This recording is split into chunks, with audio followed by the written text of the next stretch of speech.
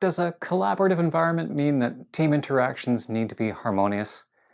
Can good decisions be made in an environment where everyone is supportive, in agreement, and non-confrontational? Does friction and disagreement improve decision-making or hinder it?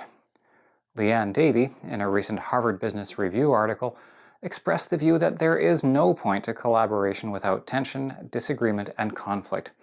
She goes on to state that idealized versions of teamwork, where everyone is a good team player, are making teams impotent, and there's no point to working together if you all agree on everything. On the other hand, Nicole Lipkin, in her book, What Keeps Leaders Up at Night, suggests that effective collaboration all comes down to group conformity. Does conflict hinder or improve collaboration and decision-making? The answer lies in the realm of group dynamics. The way people interact in groups has been heavily studied. Findings suggest that decisions that are reached by groups can be substantially different than decisions that are made by individuals working alone. Studies in group dynamics identify that individuals in a group are impacted by several factors specific to the group's composition and setting.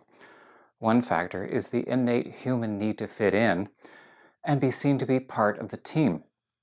This can lead to people supporting positions that they do not hold or not voicing opinions because they believe they would not be well received by the group. This effect, called group polarization, tends to result in groups adopting more extreme views than those held by most of the participants individually. One study looked at the decisions made by federal court judges individually and in groups. They found that judges were almost 70% more likely to reach an extreme decision, as measured by their own criteria, when working in a group. Other factors that affect group decisions are power relationships and the stage of maturity of the group. Power relationships tend to control the agenda of groups and the direction of discussion. Power can be explicit or implicit, making it difficult to identify and control. Group maturity identifies how individuals in a group work together based on the length of time they've been together. Bruce Tuckman identified 4, later 5 stages of maturity that groups pass through as they evolve into an effective team. Forming. A group is being formed and look for outside guidance and direction. Storming. The group grows internal cohesiveness and begins to question outside authority. Norming. The team begins to address the issues related to their mandate and starts to develop procedures and processes. Performing. The team works effectively together and begins to make decisions and solve problems. He pointed out that a team will not be fully effective until it reaches the stage of performing.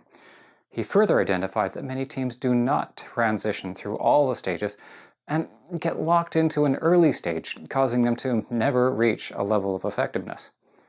So, do teams need to be in a state of conflict to be effective? The argument put forward by Leanne Davey is that the exploration of new and creative ideas requires conflict, where team members identify and then fight over a full range of ideas. The expectation is that in this environment, the best idea will win. Unfortunately, while it's true that too much conformity will prevent individuals working in a group from identifying and promoting a wide range of creative ideas, an environment of conflict where power dynamics define the group interactions will inhibit both the expression and exploration of ideas. The solution is not to create an environment of conflict, but to establish a group and corporate environment that promotes and supports the exploration of new and innovative ideas, while controlling group dynamics so that all participants feel enabled.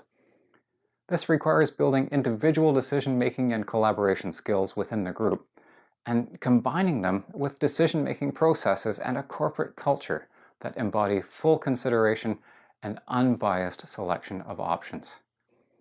A final factor that needs to be considered is the group's purpose. While there are a number of different group types in a business setting, the main consideration is whether the group is primarily making decisions or taking actions. In the decision-making phase of a group's activities, there need to be practices, tools, and processes that enable creative thought and the development of innovative ideas. In the action mode, a group must be fully aligned and able to focus on the execution of the decision.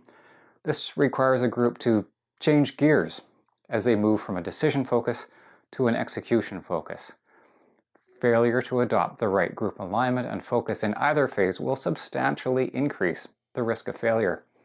Tyra's Decision Mastery Workshop provides a powerful one-day introduction to corporate decision-making that explores these and other issues. It improves individual decision-making skills while helping the team to identify the best approaches to improve decision-making for the team and the organization. As an interactive workshop, it allows an organization's key people to build an executable action plan for improving decision-making. To get deeper into this, go to Tyra's website, tyrastrategies.com, and review some of the articles and videos presented there. You'll find the article that we adapted this video from. It includes more detail on the references I've cited. In particular, I encourage you to learn more about the online and on-site versions of the Decision Mastery Workshop. Beyond that, we have free and paid courses that are available to you as a member of the Tyra Online. And of course, we can work with you directly to help address your specific situation. We hope you'll use all the materials that we built to help improve your organization's decision-making. If you have any questions or comments, give us a call or send us an email at info@tyrastrategies.com. We look forward to talking with you.